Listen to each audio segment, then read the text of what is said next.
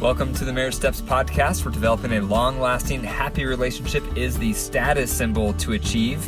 And following my 6 marriage steps is a path to help get you there. The 6 steps are establishing a covenant foundation, owning your brokenness, learning to share power, developing emotional attachment, cultivating sexual fireworks, and staying in love. I'm your host, Dr. Wyatt Fisher, licensed psychologist and marriage counselor. If you believe in this podcast and would like to help me keep it on the air, please consider becoming a monthly supporter by going to patreon.com/marriage steps. That's patreon.com/marriage steps. Depending on your level of support, you will receive a public thank you on the podcast, a free marriage training module of your choice, or 2 free tickets to my next Total Marriage Refresh seminar coming up in Denver, Colorado, February 22nd, coming up here real soon. So I'd like to start today by sharing a testimony of someone who's been listening to the podcast. They submitted a review, and the review was so powerful, I would like to share it with you, just so you can hear this person's experience. So this is from Jack in the UK. I have to write to say a huge thank you. We live in England and have had a very bad year with the loss of parents and grandparents, work stress, and poor communication. Things were looking bad a few months ago, but then I came across your Marriage Steps podcast. It was as though someone had switched on the lights. Everything you said made absolute perfect sense, and I started implementing your 6 marriage steps. The bigger sell was to my wife. But eventually she agreed to listen to them with me, and we discussed them afterwards.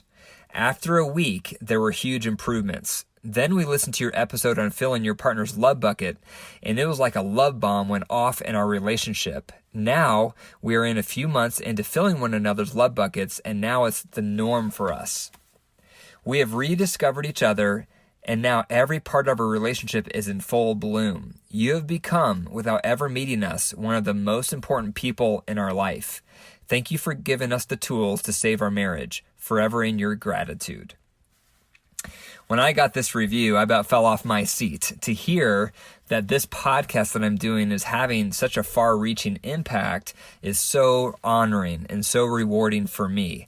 So I hope with all of you listening that it's having a similar impact on you.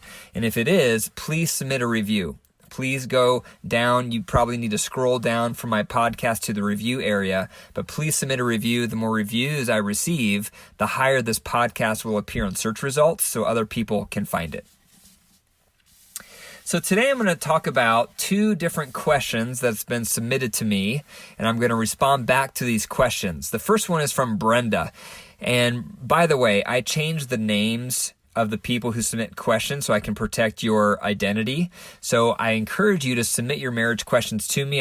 I would love to respond back to your marriage questions and know that I will protect your identity. So I respond back to them anonymously. So even though I use names, I make up the names. So this is Brenda, and this is what she wrote. I'm in counseling, but my husband refuses to go.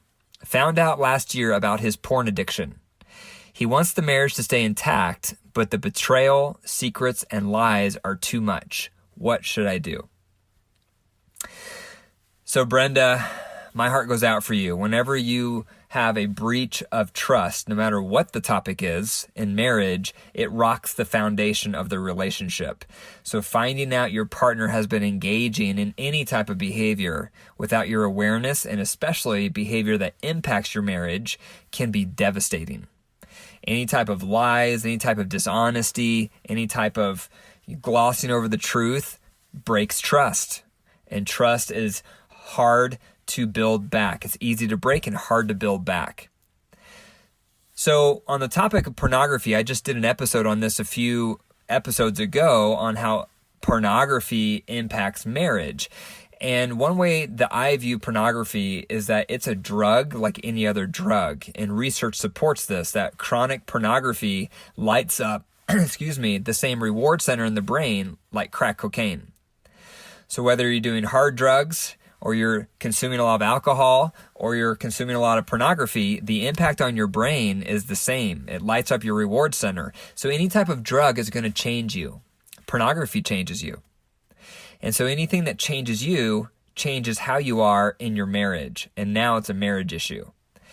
So with something like this, Brenda, what I would recommend is 3 steps. The first one, if you haven't already, is speak to your husband gently about how much his behavior hurts you, about how much you want to rebuild trust if that's where your heart is, but that you can't take any more of the dishonesty or his behavior because it's devastating you and devastating the marriage. So the first step is to gently communicate your feelings, because this would be an area where this is one of your top needs, is trust. And he is breaking your top need.